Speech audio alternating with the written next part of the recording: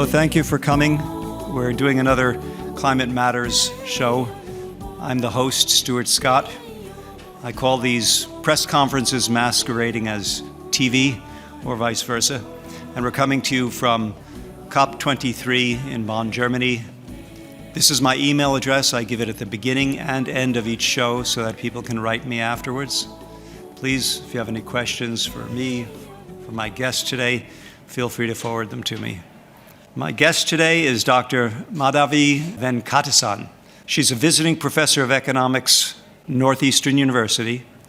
She's got a PhD in economics from Vanderbilt, a master's in sustainability and environmental management at Harvard.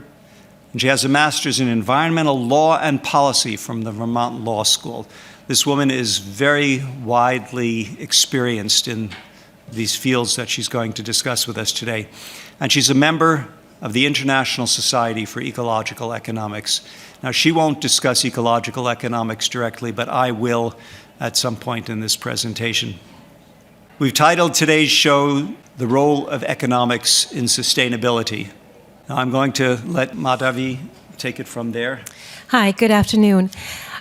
One of the areas that I focus on a routine basis is the fact that the current economic model, and as we practice it, has led to a lot of the problems that we currently have. Nobody would disagree with that, especially given where we are today and that we're sitting here in an area of the world where right now climate change is the primary topic of discussion.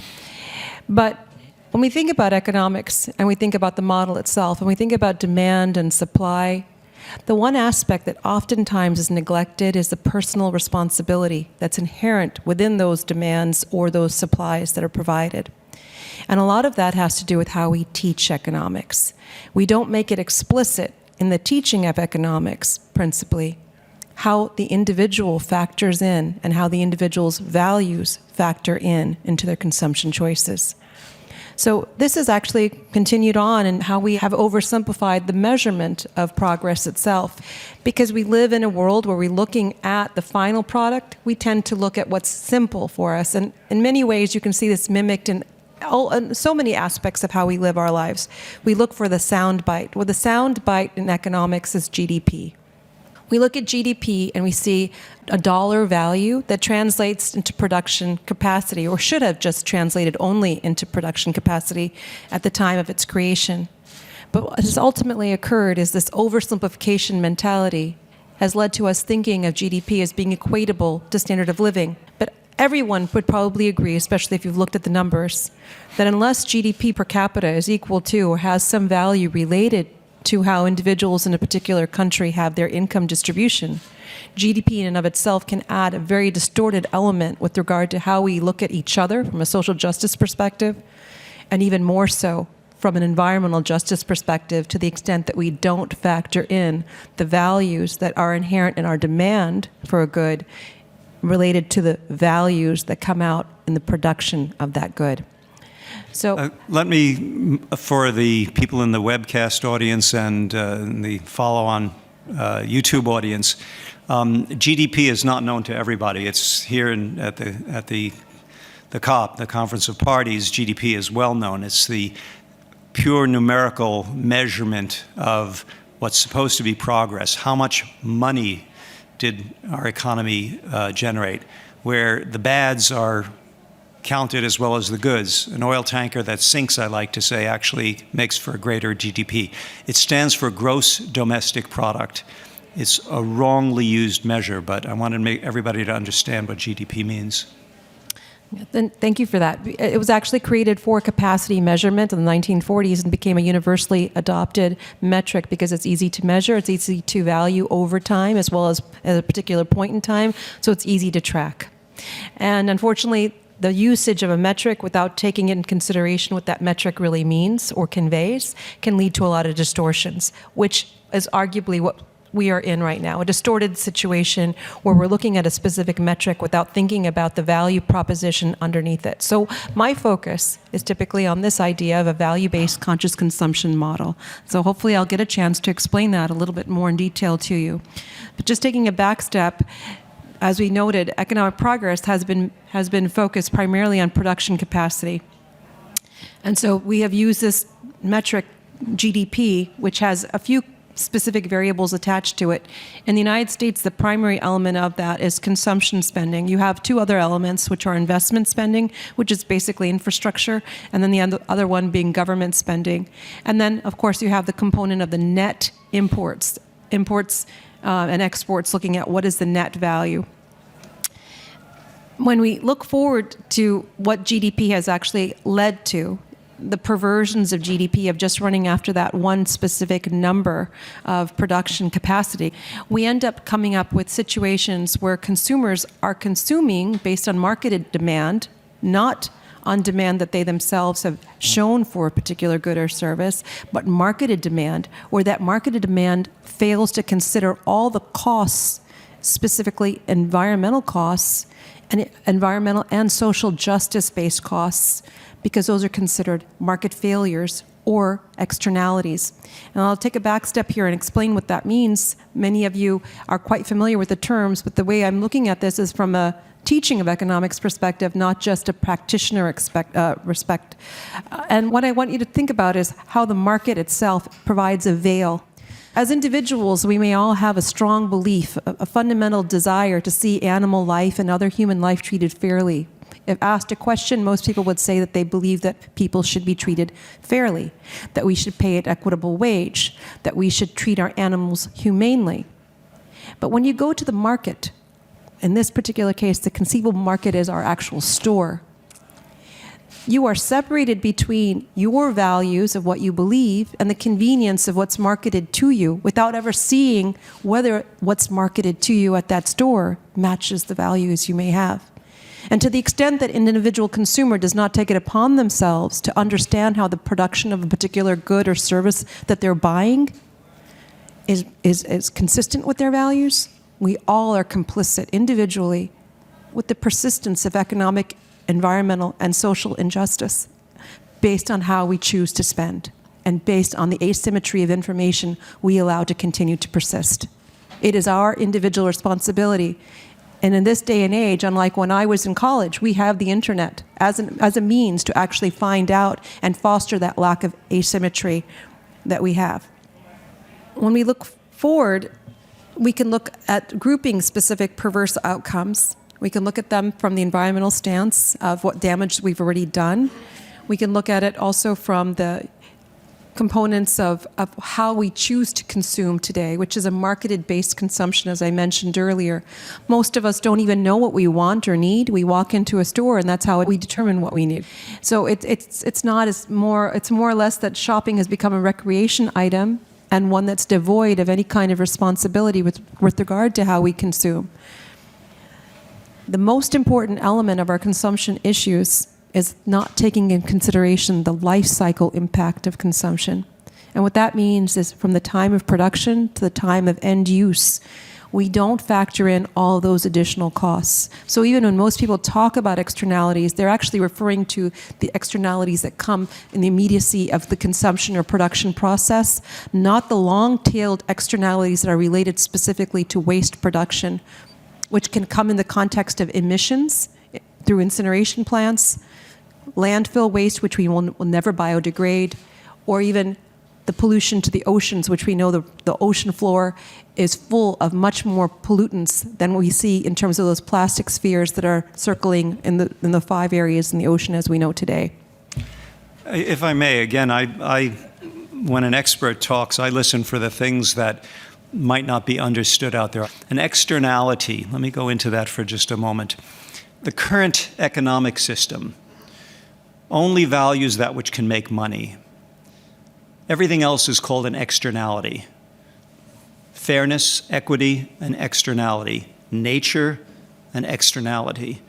The exhaustion of a resource, externality. Climate change is an externality. The system is not set up to measure or accommodate these things, and certainly not set up to price them into the price of the goods. That's not to say that pricing them in the goods would necessarily fix the problem. It's a more complex problem than just that. But an externality, think of everything that the businessman does not want to look at. It's taught to our business majors that that's an externality. Don't worry about it. And if I can pick up on that and just add a couple more items. When we think about externalities, and my perspective on this is that it's our responsibility to actually be putting those externalities into our demand. That's what I was referring to earlier. When we think about demand, it shouldn't be about us going to a store and buying what we've been marketed to purchase because it's happening to be in that store. It should be based on our understanding of the negative impacts of those goods or services and our desire to only purchase goods that we can trace and we can know that minimize those externalities, those pollutants. It's an individual consumer's responsibility to a large extent. The primary issue with all of these things was we look at these photographs and we note them in other areas that we see in the world around us where you have ambient pollution created by power stations, you have deforestation, you have plastic, which we know will never biodegrade, will only photodegrade, and will enter into the human system. It's entered into many animal systems already. We have to start to think to ourselves where our consumption choices have led us and why we are continuing to perpetuate a consumption model where we're only leading to the ruination of the environment, the depletion of natural resources, and a situation where we're beyond the ability to, in many cases, fix the problem, especially when we're dealing with plastic. Let me back up to that slide.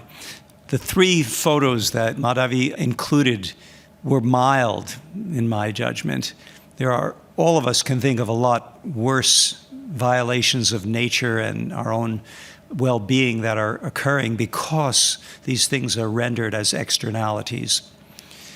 I think many of the press conferences I've heard at the COP this year go to that point, that we really have to regard nature as something which has rights, not just people, not just corporations have the right to make profits, but nature has rights. People have rights to equity and to live in a clean environment, and those are things that should not be taken away from them by a defective system that only regards money as the ultimate and supreme measure of value. So this particular comment that I'd like to share with you is related specifically to the Brundtland Report. It came out in 1987, and it's that economics has to be considered when we're talking about environmental issues. And the primary reason is what Stuart referred to earlier, which is the fact that the market mechanism does not necessarily price in all the adverse impacts of the production process. So if we have to find a way to shadow price those into products, or the consumer has to be aware enough of those adverse impacts so they choose not to buy certain types of products. Right now, we consume products on a routine basis. We look for cheapness of price as a mechanism of determination of what we will purchase. And yet these are the very same things that are done on such a large commercial scale that they cause those externalities, those negative impacts, those pollutions, those cheap plastics, those ambient conditions that cause us to have asthma and other cancer-causing agents. And what we need to start to focus on is our short-term consumption choices and interests. How much are they limiting our long-term viability? Not only just ours, but our species that we don't even completely understand our dependence upon. Now, I put up that general question that Madhavi and I discussed before we came up here. And she has one approach to it. She feels that communication and education is very important. I don't deny that. But I'm a much more strident individual, those of you who know me. And I believe we should sometimes just sue the buzzards. We have a system which is broken. You know, there's a saying in America, if it ain't broke, don't fix it. Well, I want to go to the contrapositive of that. It is broke, so we must fix it. The system is broken. We need, I believe, the judicial remedies that we've talked about in some of our programs, our Climate Matters programs in this COP, and I've heard other groups talk about in their press conferences as well. We really, and that's why we're here, I believe, a lot of us, at least activists, shall we say, here to try to put forceful pressure on the agents of money who dominate the world order right now. We need to make them change. In the United States, I know the media, which you can regard as the chief channel through which people are educated, the media, is dominated by 5 companies, 5 corporate interests. And so their incentive to make advertising dollars keeps them from giving fair, unbiased reporting on a lot of issues. So we have a very complex problem ahead of us, and I think we need to, all of the above, I call it an all of the above moment in history. Now I wanted to put up a quotation, and I'll read it to you, and then it will segue into the next piece of this presentation. But I'd also want to explain in advance that Madhavi is going to take off in a moment because she has to make a plane. She came down just for this, from London, just for this one press conference. So if she gets up and leaves, you'll know why. Systems, scientific and philosophical, come and go. Each method of limited understanding is at length exhausted. In its prime, each system is a triumphant success. In its decay, it is an obstructive nuisance. This was said by Alfred North Whitehead, very famous mathematician and philosopher. And I believe the only addition I could make to it is we're not just talking about scientific and philosophical systems, we're talking about economic systems too. And the one we've got now is holding on for the sake of its masters, those who are at the top of the economic and financial feeding chain. And it is a system which is undermining the viability of human life and perhaps of all of life on this planet. And it is an obstructive nuisance now to the change that I feel we need to see. And that will give me a good segue into something that I'd like to ask you to do. You may recognize that symbol. It's the symbol of the Nobel Peace Prize. Now, I have proposed a peace prize for truly sustainable development. Truly, because the words sustainable development have been co-opted, or an attempt has been made to co-opt them by the current growth economic system, which is the problem. Now, this is the website to go to, np4sd.org. The 3 nominees. First, an organization, the Club of Rome. And the Club of Rome was nominated because it sponsored a report that was issued in 1972 called The Limits to Growth. Oh, whoa, the Earth has limits? Well, mainstream economists, growth economists, ridiculed the report, picked little things out of it, out of context, to try to suppress it. They updated it 30 years later and have found, even as recently as 2015, that the original models from the original study are still tracking what humanity is experiencing in the real world. Nature is taking that hit that was predicted in 1972. That's why the Club of Rome is nominated. Herman Daly, not someone that is known by many. He's an economist. He was a World Bank senior economist for 8 years in charge of environmentally sustainable development. And for 8 years, he tried to tell them that none of their investing was sustainable. They didn't get it. Finally, he retired. He'd had enough. Now, he is credited as being the father of something called ecological economics. Here's a quote from Daly. "The system attempts to remake people to meet its presuppositions, the current system. If people's wants are not naturally insatiable, then we must make them so in order to keep the system going." And that's what we've got now. That's what advertising is all about.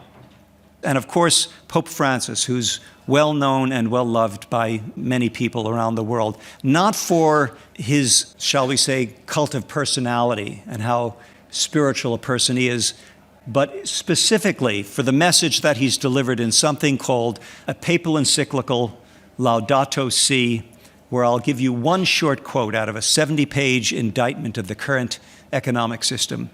"Given the insatiable and irresponsible growth produced over many decades, we need also to think of containing growth by setting some reasonable limits and even retracing our steps before it's too late." He is the only statesman I can quote today who is teaching about sustainable development. So please, if you would, go to that website. Now again, In my last few seconds, I'm the host, Stuart Scott. Here's my email address if you'd like to get in touch with me afterwards. Coming to you live from Bonn. And a vote for true sustainability at np4sd.org is all that I ask of you. Thank you.